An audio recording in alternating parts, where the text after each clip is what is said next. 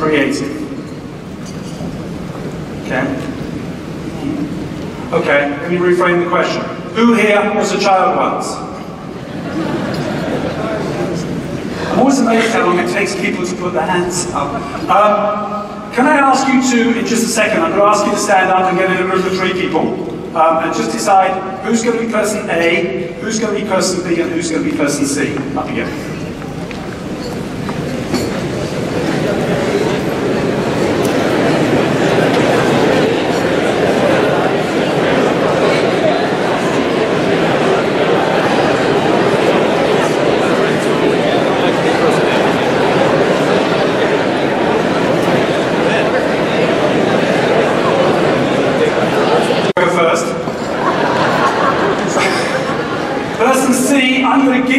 Your career.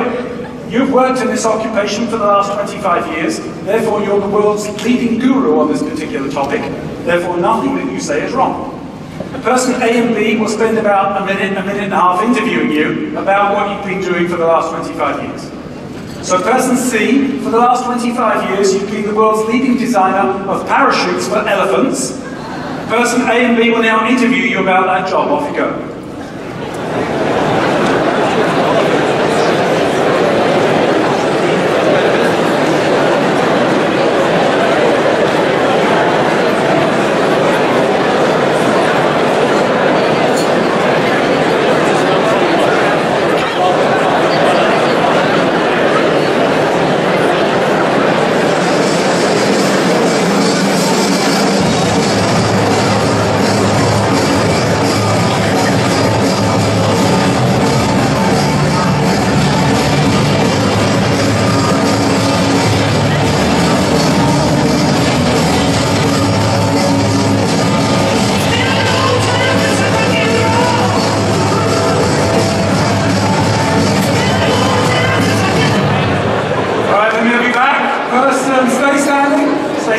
Person A, it's your turn.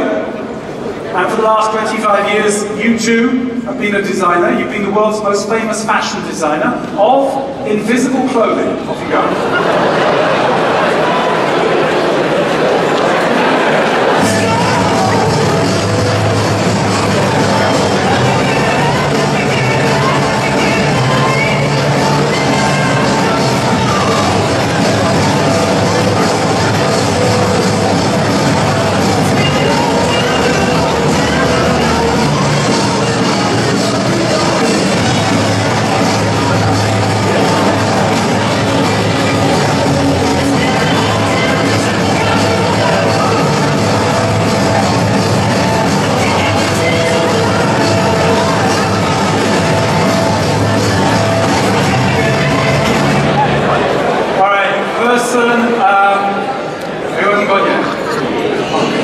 Person B, we've saved the best till last. Person B, you are the world's leading authority as a sex therapist for honeybees. There you go.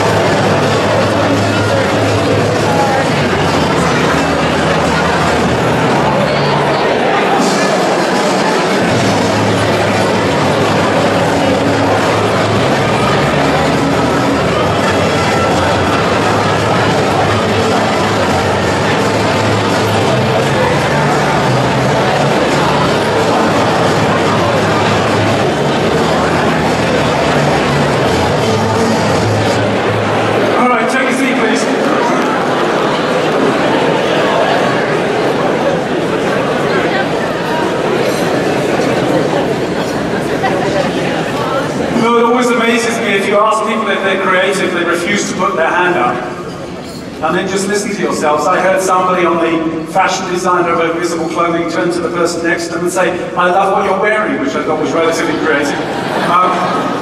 So who am I and why am I here? My name's Duncan. I had the pleasure and honour to work for the Walt Disney Company for 3 decades. I started as a coffee boy in the London office making cappuccinos in 1986 and worked there for 30 years.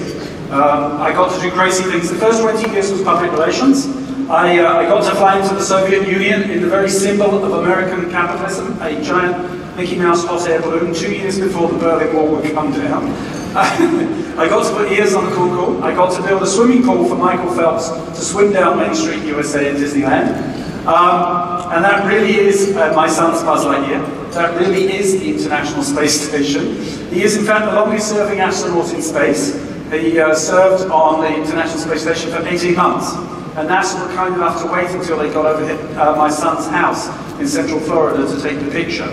You'll now find him in the Smithsonian Museum in Washington, D.C., and the Air and Space Museum with the name James written on the bottom of his foot. So basically for 20 years I didn't do any work at all. And then about 10 years ago I got a call from the chairman. It's never good, is it, when you get a call from the chairman. And he said, look, you're the guy with all the big ideas, you're going to be in charge of innovation and creativity. To which my exact response was, well, what the hell is that? He said, I don't know, go figure it out. And so we surveyed 5,000 people at Pixar, Lucasfilms, Marvel, ESPN, Imaginary. We asked them what were the barriers to being more innovative and creative at work. We found 5. None of them will be unfamiliar to you. Time. I don't have time to think. Still considered the biggest barrier to innovation. If I look at your diaries for tomorrow, I know what they look like. They look like the barcode on the packet of cereal. They're completely full. And we hear ourselves say, I don't have time to think. Risk aversion, I have quarterly results to meet. From 1910 to 2010, pretty much nothing changed. Wall Street was born, we had quarterly results. Yeah, the internet came along, but we're still driven by quarterly results.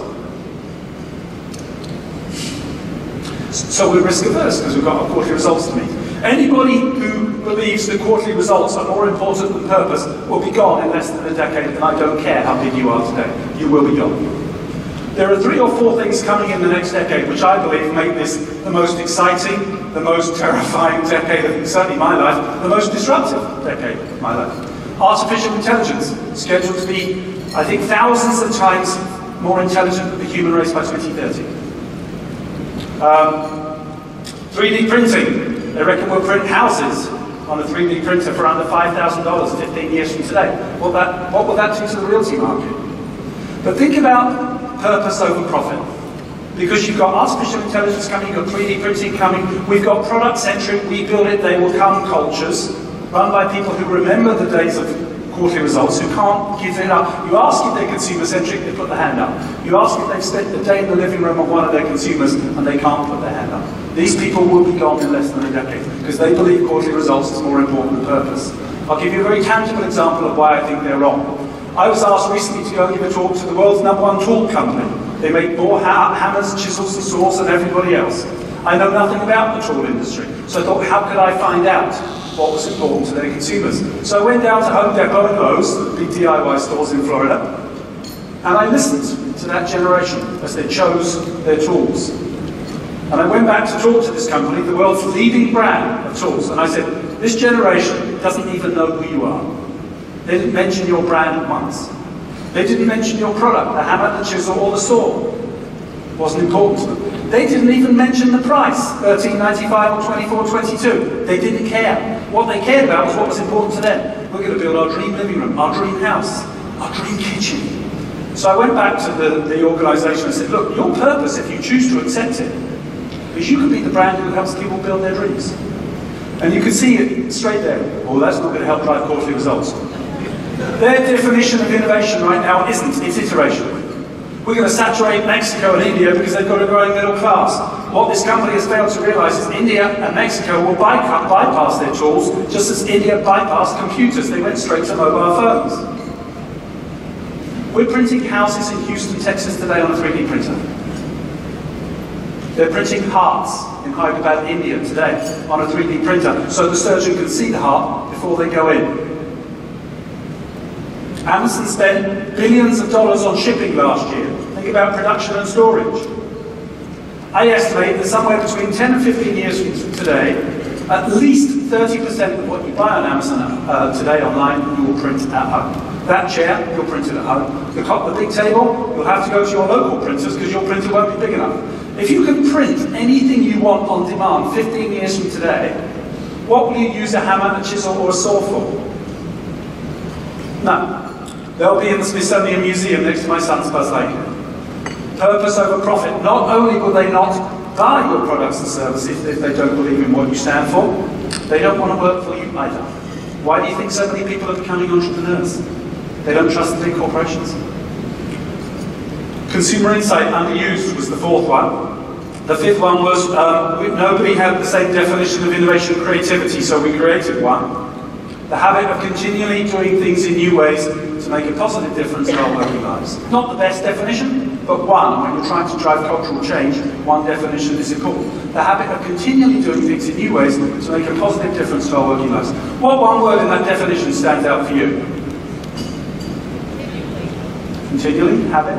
It's about making it a habit. Can I invite you just for a moment to fold your arms? How does that feel? Kind of after lunch, comfy, going to fall asleep in a minute. Give them a shake. Now I invite you to fold them the other way. Okay. If it still feels comfortable, I promise you you're doing it wrong. So how does that feel? People's arms are there anyway, they feel like dead people's arms, don't they? You can let them go, it's okay. Science of your brain says if you fold and unfold your arms 30 times in succession the wrong way, 3 days in a row, you will rewire your brain to fold your arms the other way. But that's not what's important. It felt awkward, that's how innovation feels. Who are the most creative people you've ever met? The dreamers. Who else? Kids, right? What is it that kids are really good at? I've gone too far away. What are kids good at? Make-believe imagination, right? I bought my nephew a bicycle for Christmas when he was 6. Came in a huge box, it was gift wrapped, came with a ribbon on it. Took him ages to get the bike out of the box. What did he spend the rest of the day playing with?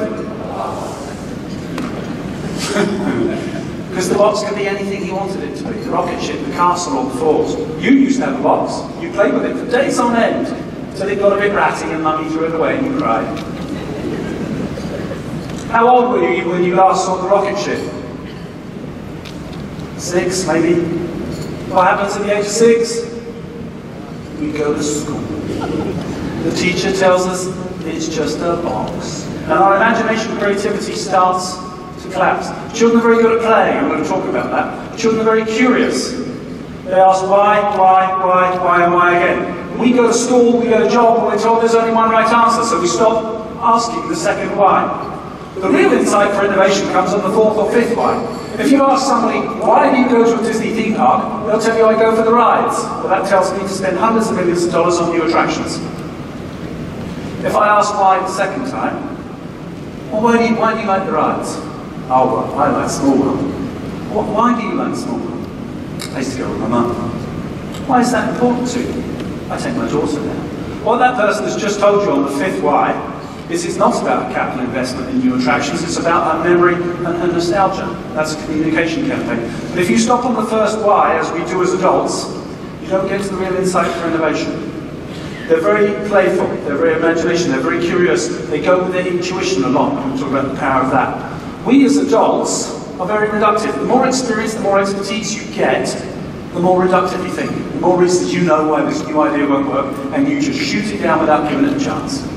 Children think very expansively, how might we? They're constantly thinking, how might we get something done? We're always worried about how we're going to get it done, how it's going to drive our quarterly results. Gentlemen before me talked about disruption. If you don't disrupt in the next decade, you'll die. I don't care how big your brand is. Has anybody here ever thrown out an idea to have it shot down? Oh, come on, people. This requires hands in the air. We've all thrown out an idea to have it shot down, mate. It doesn't feel good when people shoot your ideas down. But what do they say? What do they do? They go, well, we tried that last year. It's not a strategic brand fit. I'll never get that past the legal department. So at Disney, if a senior person in the room folded their arms and smiled, you knew you were going down. And they would just go, interesting. What that really meant is your idea is dead now, don't bring it up again. So I'd like to demonstrate something that I think could change a culture, but I need a volunteer. One person. Right there, hands up, yep, come on up, one person.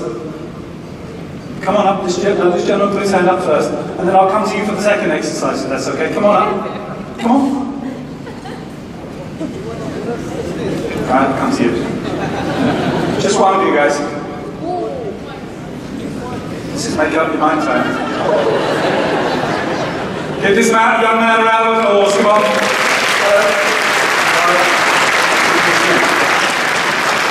Daniel, nice to meet you. Here's the microphone for you. Yeah. We've been given $100,000 for tonight's party. So we're going to brainstorm an idea. I'm going to throw ideas out at you. The first two words I want you to use every single time when you reply are no because. And you have to tell me why you think it won't work. Okay? So, big room, 2,000 people. We could turn it into the Death Star. Oh, no, because that would be too expensive. Okay, sorry, Mike. Sorry, Mike. No, because it would be too expensive. Okay, so how about an intergalactic food and wine festival? No, because it would be too big. Okay. Darth Vader smoothies? No, because those don't exist yet. You're going to make a great lawyer, Sam. Well done. Thank you very much. So now, in the spirit of our logo, I have to, it's your turn. I invite you to stand up, get with somebody who you are seated right next to. You've got $100,000 for tonight's party. One of you is throwing out the idea. The second person will respond with the first two words, no because. Up you get. You've got 1 minute.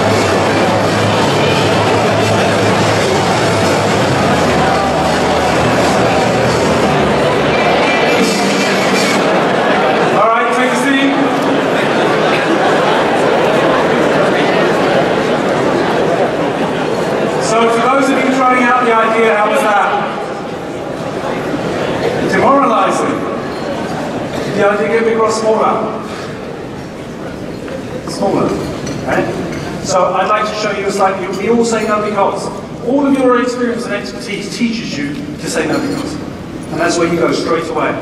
When you're running an ideation session, I encourage you to tell people, guys, we're not green-lighting the idea for execution today, we're just greenhousing it, okay? So relax, okay? So this is Solange, give this young lady a round of applause. So, same brief, yes, okay? $100,000. Do you know about Star Wars? Briefly, yeah. I can go Harry Potter, where would you like to go? Maybe Harry Potter. Harry Potter. Okay, so into Hogwarts, and people could choose if they come as Ravenclaw, Hufflepuff, Gryffindor, or Slytherin. Okay. Yes, and? Yes, and Snape's team? Yes, and we could have a Quidditch fight, and the winner could get the golden snitch, which is worth like $100,000. Mm-hmm. Yes, and the invisible cloak? Ooh, yeah, ooh, yes. And then we could go back to being invisible fashion designers all over again. And yes, then go into the mythical forest?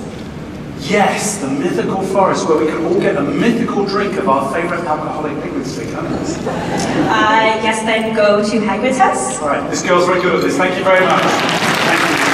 So, you have the same brief. You have $100,000 for tonight's party. I'd like the other person to start throwing out the idea this time. And after you've thrown out the first idea, the first two words in response that you both use are yes and. Up you get, off you go.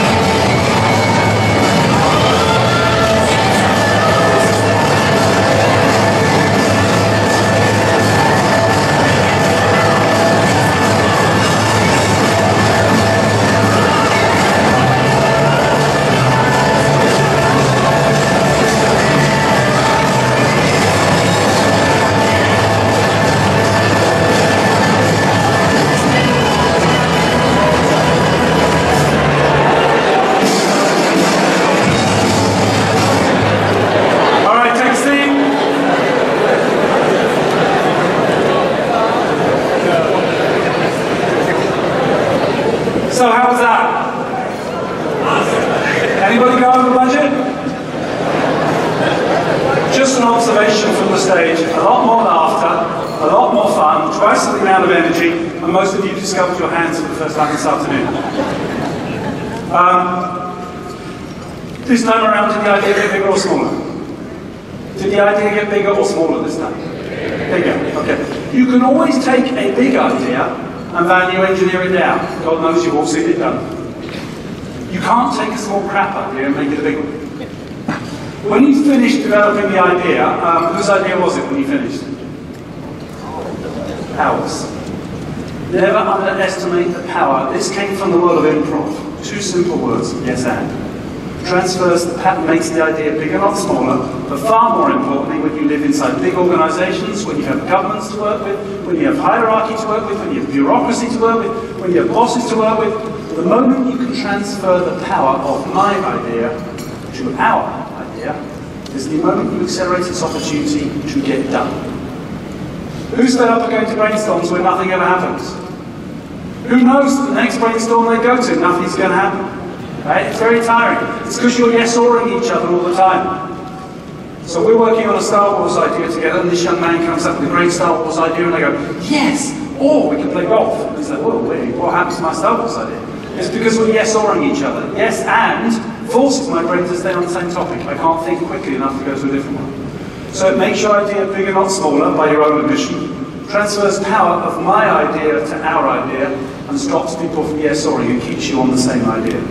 When I asked you what children were really good at, you said playfulness. So I'm going to invite you in just a moment. First of all, I'll ask you a question. Who here is encouraging and playful at work every day? Okay, there's one hand. I'm sure somebody will get that, don't worry. We're not, right? I don't expect you to be childish, but perhaps childlike, when you're trying to have big ideas, and I'll prove it to you. Can I ask you to close your eyes for a moment, please? I'm going to ask you a question. I don't want you to think about the answer, I just want you to shout it out, obviously providing it's something you think you can shout out in public. So, where are you usually, and what are you doing when you get your best ideas? Shower? Where else? Waking up? Running? Driving? Hiking? Drinking, and maybe after my own heart right there, okay. Swimming? Bathroom? Washroom on the bus? Sorry? Ooh, the anomaly. You can go pretty much around a room of 2,500 people, and the only 2 words you won't hear are at work. There's always the exception to the rule, and I'm okay with that because this man's a disruptor, right? Here's the thing though, right? Now, well, that's a bummer, isn't it? Because you're paid to have big ideas at work. So close your eyes again. I want you to picture the last verbal argument that you were in with somebody. Good news is you don't have to tell anybody about it.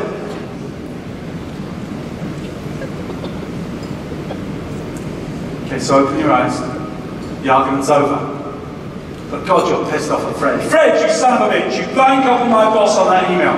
You storm out of the office, you're pissed off at Fred. You slam the door, you go down to your local Starbucks. You get a, actually I'm going to get some coffee one here if that's right. You get a cup of decaf. It's 5 or 10 minutes after the argument's over, you sit down, you're relaxed. You're beginning to relax. 5 or 10 minutes after the argument's over. What just popped into your head? Yes, the killer one-liner. That one line you wished you'd said during the argument. If I'd have said that, I'd have added, ooh, the perfect line, he's going down. The perfect line. I've had a... Who comes up with the perfect line during the argument? My wife can, it's quite soul destroying. but for most of us, right, it's 5 minutes afterwards. What a bummer. Why? Here's why. In an argument, your brain is very busy doing this. Guess what your brain looks like in the office? Meetings, presentations, schedules, diaries, PowerPoint presentations. And we hear ourselves say, I don't have time to think. The #1 barrier to innovation. But the moment you step into the shower, the moment you walk the dog, the moment you go for a glass of something, the moment you go running, the moment you go jogging, bang, that idea just pops in there. Or the killer one-liner comes up as soon as you step away from the argument, because you gave yourself time to think. Believe it or not, this is what your brain looks like on any given day. Okay, I'm too far away from the stage again. There we go. That's what your brain actually looks like. You live in 4 brain states. This is true. You have 4 brain states: busy beta, amazing alpha, thoughtful theta, and dreamy delta. Busy beta is what your brain looks like most of the day. The door between your conscious and subconscious brain is firmly closed. Oh, there we go. But here's the challenge with that. You're only using 13% of your brain 98% of the day. The other 87%, the subconscious brain, is back there being unused because the door between your conscious and subconscious brain is firmly closed. It's called the reticular activating system. I don't care. I call it a door. It's easier to remember. All that stimulus, every industry you've ever worked in, every company you've ever worked on, every innovation challenge you've ever worked on, every meal you've ever been for, every place you've ever been, every person you've ever kissed, even the ones you choose to forget that pop up weirdly on Facebook and want to friend you 5 years later. They're all back there as unrelated stimulus to help you solve the challenge. But when the door between your conscious and subconscious brain is firmly closed, you can't access it. So what if you could access your subconscious brain on demand and create that state? So you've got a choice. You can either move showers into the office, but that would be socially unacceptable. Option B. Or you just run energizers. The first thing I did when I came in here this afternoon was ask you to be experts at designing things like parachutes for elephants. All I was doing was listening for laughter. The moment I heard laughter, I knew that I had opened the door between your conscious brain and your subconscious brain just wide enough that you can still make informed decisions. You can still develop big ideas. It's called amazing alpha. For those of you who said falling asleep or waking up, it's that there's an expression called when the penny drops. It comes from Thomas Edison. He used to fall asleep at night with a penny between his knees. It's that eureka, oh, I've got the big idea moment. And he would put a tin tray on the floor, and as he would fall asleep, his muscles would relax. The penny would drop, it would make a noise, and it would wake him up. And he would write down whatever he was thinking. And you could think, well, that's stupid, why on earth would I do that? Well, who had more patent inventions in the 20th century than anybody else by over 1,500? Thomas Edison. Salvador Dali would fall asleep against his easel. As he would fall asleep, he'd fall over. That would wake him up. And he would sketch whatever he'd been dreaming. Of course, I want to know what he was smoking before he went to bed. But he was not an unsuccessful artist. So if you're one of those people who gets their best ideas falling asleep or waking up, just keep a notepad by bed. Most of us, it's amazing alpha. How do I get there? I do energizers. If you're not sure what an energizer is, it's a fun exercise that takes 2 minutes that gets people to laugh. You can find them on, I think my site's not there, duncanwardle.com/energizers. There's a bunch of them there. So that's the importance of playfulness. Well, I don't expect you to be playful every minute of every day, but I do expect you to be playful when you're looking to have new ideas. Our biggest barrier to innovation, however, is this. It's you and me. The more area of expertise and experience we have, the more we stay in what I call my river of thinking. My river of thinking on Disney and public relations is very fast, very wide, very deep. Makes me informed decisions very quickly. And we're really good when we're in our river. But we're being asked to get out of that river and disrupt more and more often in order to survive and compete in the next decade. So we developed 4 or 5 lateral thinking tools that help you think differently. The first one was created by a man called Walt, last name Disney. In 1940, he had created a film called Fantasia. He wanted it to mist inside the theatre during Little April Showers. He wanted heat pumped in during Night on a Bare Mountain, and the theatre owner said, no, Walt, it's too expensive. So Walt used this tool. He listed the rules of this challenge as quickly as he could, and asked as many silly and absurd what-if questions as quickly as he could. He said, rules, you have to go at a set time. You have to watch the previews. You can only watch one movie at a time. I, Walt, can't control the environment. So he said, what if I could? That's not provocative enough. The more provocative your what-if question or your more what-if statement, the further out of your river of thinking you'll get. So he said, well, what if I took my movies out of the theatre? Well, that was an absurd suggestion in 1940. So he said, well, imagine a world where I can make that work. Well, they couldn't be 2-dimensional, clearly, because they'd fall over. But what if I made my movies 3-dimensional? Imagine a world where I can make that work. Well, the characters would have to be walking around. Oh, they'd have to be real people. But they were real people. I couldn't put Cinderella next to Davy Crockett because people wouldn't be immersed in her story. So I had to put them in different areas, different lands, man. Oh, I know. I'll call it Disneyland. Fast forward to 2005. Who used to go to Blockbuster Video? Who's pissed off on late fees? The founder of What If used this tool to create Netflix. He listed all the rules of going to Blockbuster, one of which was you had to drive to a physical store. He said, what if there was no physical store? Imagine a world where I could make that work. Well, YouTube already existed. They streamed amateur content. So he said, what if I just stream professional content? Nobody has to drive to a physical store. Everybody gets the one they want on opening day weekend. Nobody would have to pay a late fee. I'll cut the rental off at 24 hours. Nobody has to be kind of rewind. I know, I'll call it Netflix.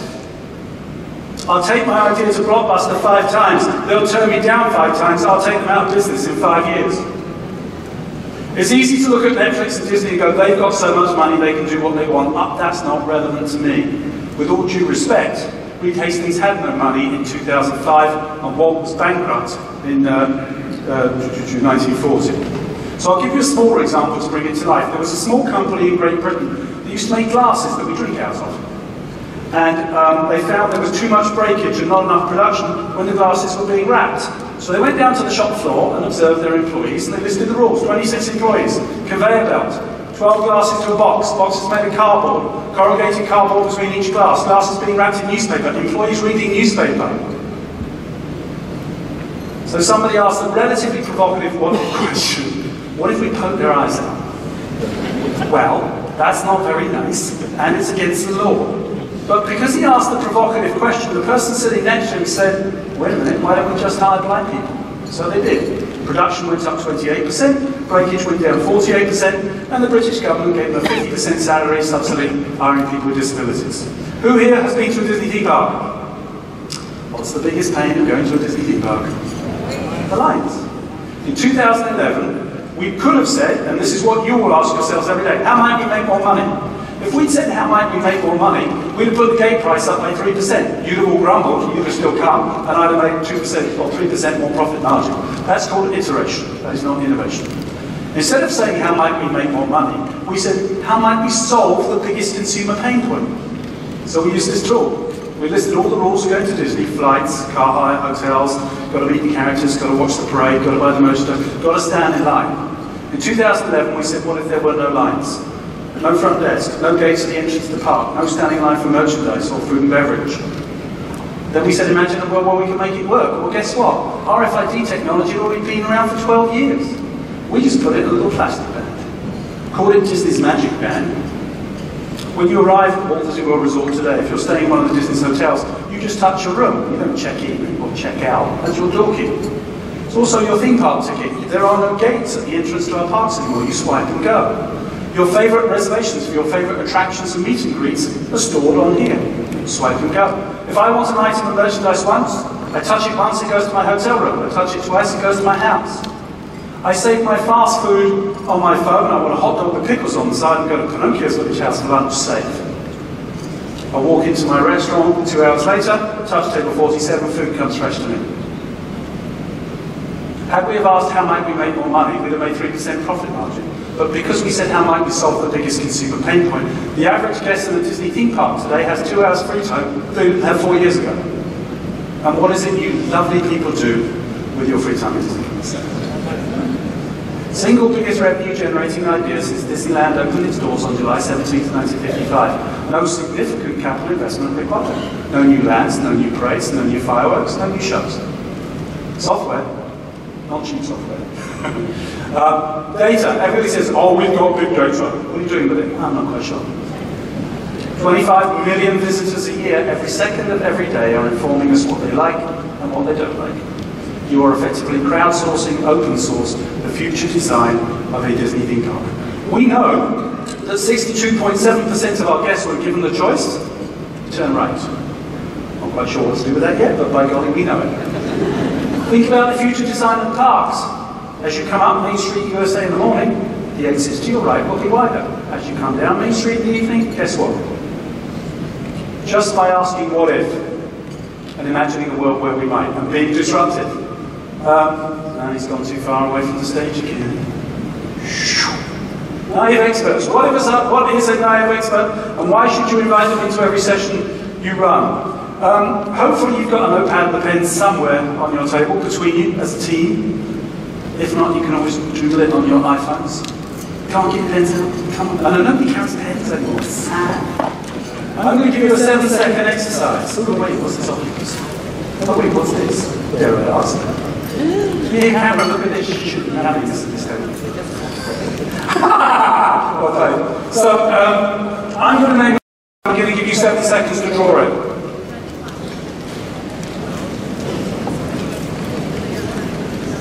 Okay. Everybody ready? Pens ready? I would like you to draw a house. 7, 6, 5, 4, 3, 2, 1. Pens down, please. So I have a few questions for you. Show your genius to your neighbour if you would.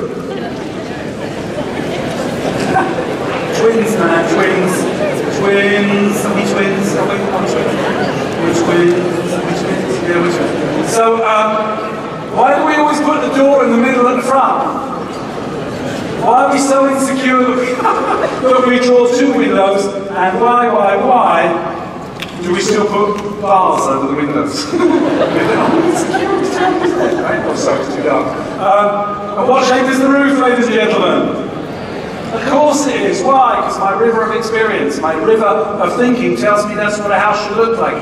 We had 12 white, male, over 50 American architects in a room designing a new retail dining and entertainment complex for Hong Kong Disneyland. That's called groupthink.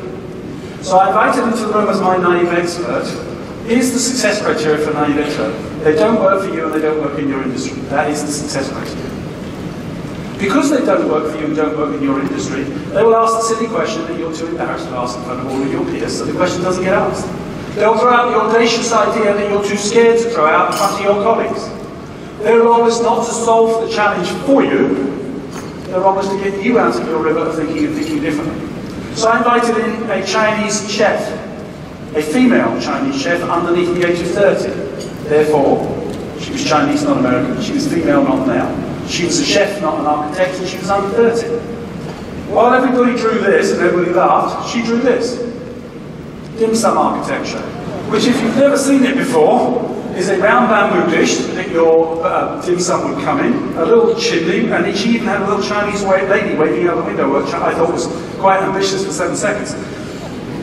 But here's the thing, we realised we'd all stayed in our river of thinking of what a house should look like. She gave us permission to get out of our river and think differently, to disrupt, as the gentleman before me referred to. On the way out the door, somebody slapped a post-it note over her drawing that said, distinctly Disney, authentically Chinese. Dim sum architecture. 7 years later, the strategic brand position for the Shanghai Disney Resort, distinctly Disney, authentically Chinese. I love Canada because you have some diversity in the room. Because let me tell you, I live in the South, and there isn't any. And I'm fed up with the political correctness and bullshit that goes along with diversity. And our quotas. We're going to have 15% African Americans because somebody will sue us otherwise. We're going to spend 5% of our money on the Hispanics because otherwise somebody will sue us. Bullshit, you missed the point. Diversity is innovation. If somebody looks different to you, they think different to you, and they will help you think different. And it's time for big corporations to figure that out because it might keep them in business. Sorry, I'm a little bit passionate.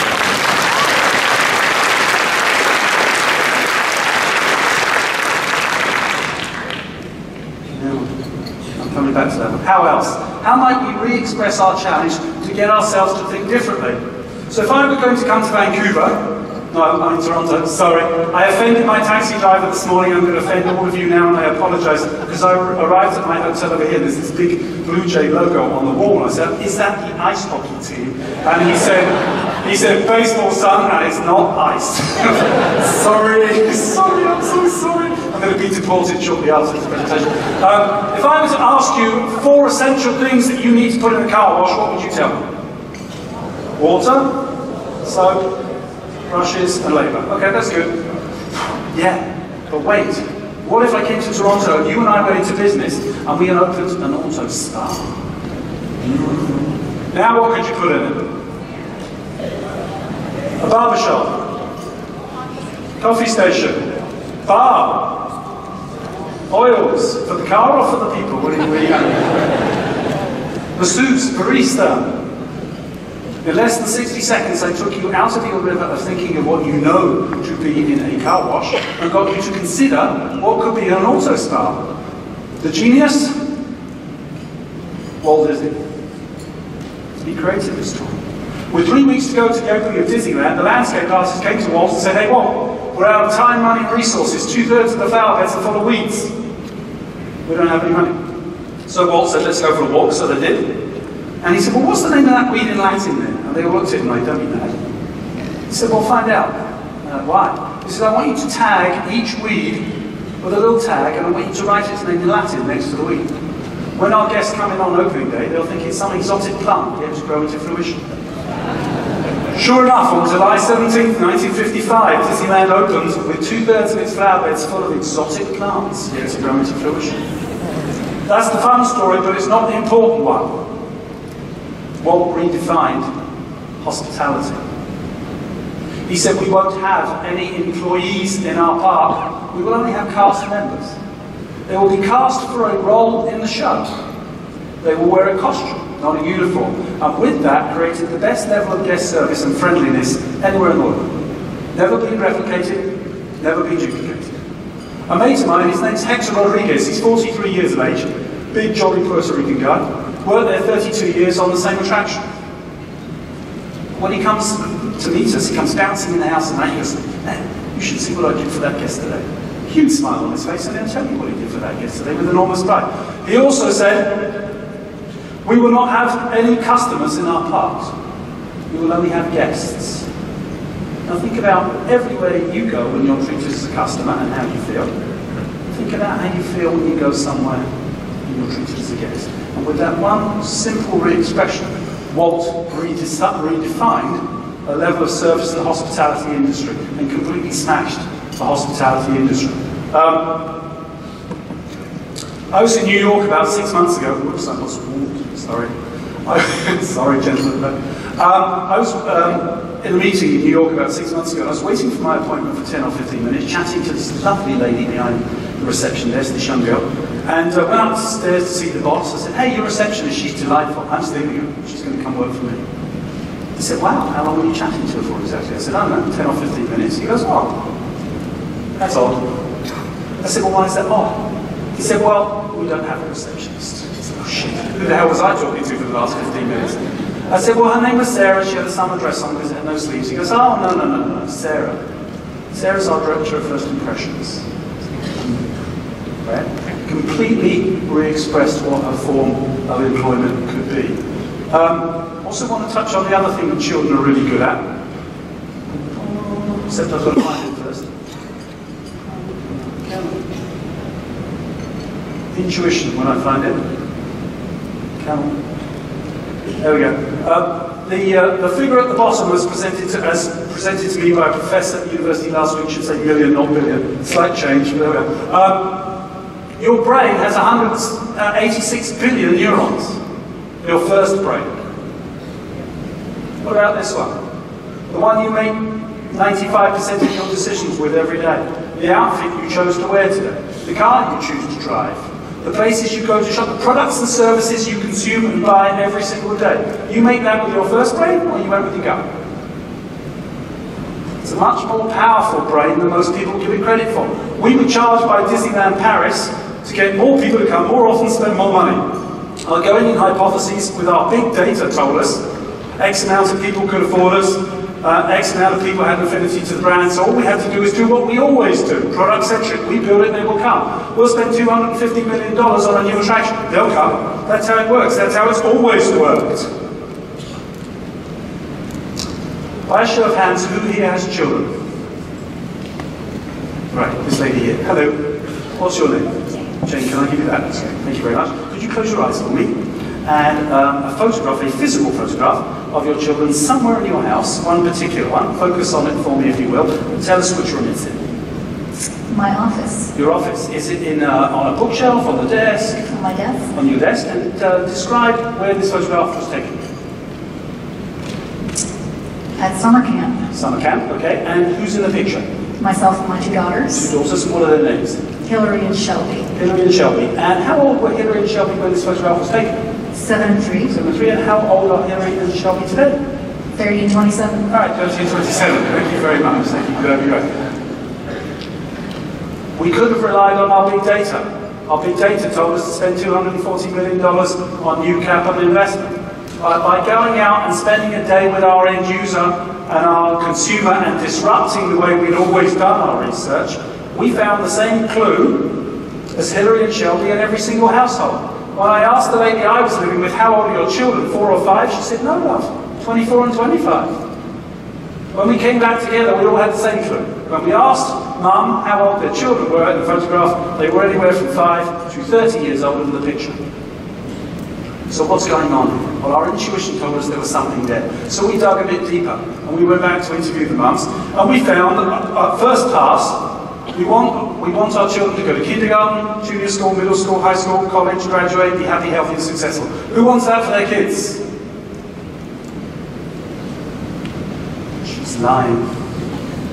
She wants them back in that photo frame. When she walks in the door at night, just as you're still a superhero. You are Superwoman or Superman. They're back in that frame. That's what we really want for our kids. Why do we love our grandchildren so much? They're right back in the frame. So our intuition told us there's something here that we're not seeing in our big data. So we went and dug a little deeper, and we found 3 bittersweet transitions that take place between a parent and a child, through which you know you must cross. And that split second you cross it, you both want to step back, but it's too late. Mums are telling me these stories. I've got intuition. I'm a dad. And I'll tell you my 3, the same as theirs. I remember exactly where I was. He was 10. He came around the corner of Abuelito's bedroom in Monte Mexico. It was Christmas Eve. His eyes were half full of tears. You know when they're half full, but they haven't started to go yet? And he says, Papa, are you Santa Claus? And it was like a bullet. I didn't see it coming. Imagination, creativity. I'm not your little boy anymore. That's what hurt. I'm growing up now. Second one, Kissimmee, Florida, curb, Chrysler Pacifica minivan, Puerto Rican flag underneath rearview mirror, Kirkland, Michael's department store, left hand. 10:30 a.m. Tuesday morning when she dropped my hand for the first time in public at the age of 13 because she didn't want to hold Dad's hand in public anymore. You ask most dads where they were the day your daughter dropped your hand for the first time, they can tell you like that, and they know if it was their right hand or left hand. It's a seminal moment between a father and a daughter. And the last one for us was last December. We used to travel up from Florida into Alabama to take her to university, and we'd unpack and pack a third of the room. And last December she got her first job in Manhattan. So we unpacked, or we packed up all of the room. And now when I walk in, it's tidy. You have the tidy rooms, they're the empty ones, they're the sad ones. And you walk in. So we dropped her off in Manhattan, and we hugged, we cheered, we laughed, and wished her good luck. And then my wife and I got in the Uber and cried our eyes out all the way to the end. Our going in hypothesis was if we spend $250 million, they will come. What we found by getting out of our big data and spending time with our end user is Mum doesn't wake up every morning going, I wonder if Disneyland Paris is going to have new products and services this year. Not even on the radar screen, people. She worries, however, every day how quickly her children are growing up and how she wants to make special memories for them while they still believe, while they still hold my hand, while they're still here. That's a segmented communication campaign, not a product investment strategy. One that increased sales, not intent to visit, by 22%. And turned a very conservative, product-centric, we build it, they will come organisation into a consumer-centric one. I'm going to wrap up on curiosity and bravery. Curiosity. Now, I want 100% honesty here. How many of you go to your favourite restaurant 2 or 3 times a year with your loved one, and you get the menu? It's your favourite restaurant. You read all the appetizers, the main courses, the desserts, listen to the specials, and then you order the same thing you order every day. Oh, come on, people, honesty, please. Okay, who sleeps on the same side of the bed every night? Even when they're in a hotel room by themselves. You're sad people. You ever commuted home, however you commute, and you get to the door of your house or your apartment, and there's that split sort of, how did I get here? Oh, I hope you weren't driving. On the way home, your brain physically shut down. It knows where the grocery store is, knows where the florist is, knows where the traffic light is, knows where the speed camera is. No fresh stimulus in, no new ideas out. If you commute the same way every day, I challenge you, once a month, on the way in or the way out, try a different route. Not a huge commitment. If you listen to the same radio station or podcast every day, perhaps once a month, listen to a different one. Steve Jobs, most people think of Steve as Apple. Between Apple 1 and Apple 2, Steve designed Pixar. He designed the entire campus around unplanned collaboration. A campus designed to bring two people together who wouldn't normally meet to have a conversation they weren't supposed to have, to spark a new idea. What if you had a brown bag breakfast on the first Friday of every month and gathered your team around the table for an hour and just asked them to come in and talk about what they saw in the last 30 days that they thought was innovative or creative? No presentations. God knows they've got enough words there. No why is it good for the business? Just passion.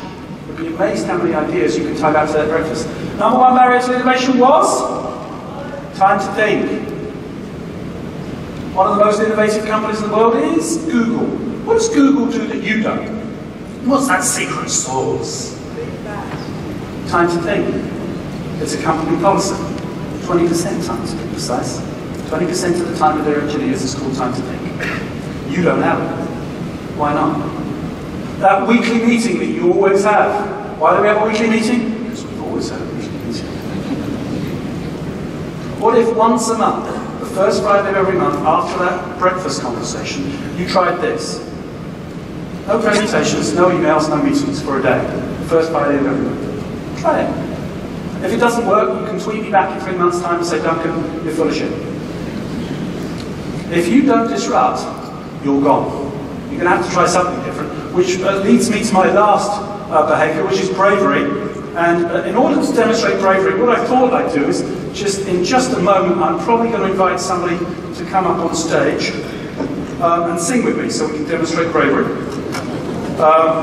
First of all, I have to pull up my favourite song. Those of you who are as old as me, there we go. Don't Go Breaking My Heart, Elton John and Kiki T, 1973. You could be Elton or Kiki, I don't care. We've got the words on the screen here and we're going to record one chorus. So I'll be looking for a volunteer in just a second. Before I do, I wasn't sure if I'd get one or not. And so we got in here before you, that's why the doors were locked.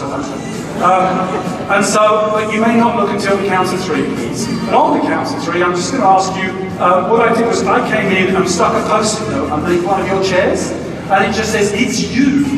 And so on the count of three, I'm going to ask you to look under your chairs. If you get it's you, I'll ask you to come join me, okay? 1, 2, 3. Okay, stop panicking, people. I would not do that to you at the end of today's presentation.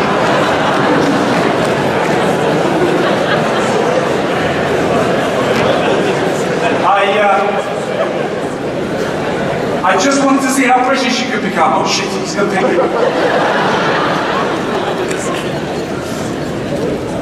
Who is the bravest animal in the jungle? Not so. A humble butterfly. The 10-foot by 10-foot butterfly with daggers and fangs that just consumed your stomach in a complete sense of panic when for one split second you thought you were going to have to get on stage with a weird guy called Duncan from London and sing Don't Go Breaking My Heart by Elton John and Kiki T. When was the last time you felt that viscerally nervous at work? You don't have to feel like it every day. You don't have to feel like it every month. It's a sign to you and you alone that you're not doing anything different and you're not innovative. And if you're not feeling like that every now and then, you're going to go out of business in the next decade. One of my favourite quotes, by the way, is the opposite of bravery. It's not cowardice, it's conformity. We continue to conform. That's why we do weekly reports. Weekly reports work for the last 100 years. Stop doing the weekly reports, nobody reads them. Org charts. The only two people who look at an org chart, the head of HR and the person at the top of the org chart. But you still keep producing them. Here's the good news. You were born creative. You used to play in the cardboard box. You have an amazing imagination. Last week you had that weird dream with either David Beckham or Beyonce that you don't want to tell anybody about. We're born curious. We ask why, and why again. Then we go to school and work and told to stop asking why. And we all have amazing intuition. Artificial intelligence is coming, and it's coming very, very fast. I have one advantage over the young people in this room. I will be retired in a small pub in Scotland. You won't. How will you compete with artificial intelligence in the next decade that was scheduled to be thousands of times more intelligent than the human race? With the very four things you're born with. They may or may not be programmed into AI at some point in the next 20 or 30 years, but not in the next decade. You can't program creativity. You can't program imagination, you can't program curiosity, and you can't program intuition. These, I believe, the skill sets that we were born with that have been squashed the whole time, will actually be the most employable skill sets of the next decade. Because A, you can't replicate them or program them into AI, and B, these are the most disruptive of the creative behaviours. And I wish you well. Thank you very much.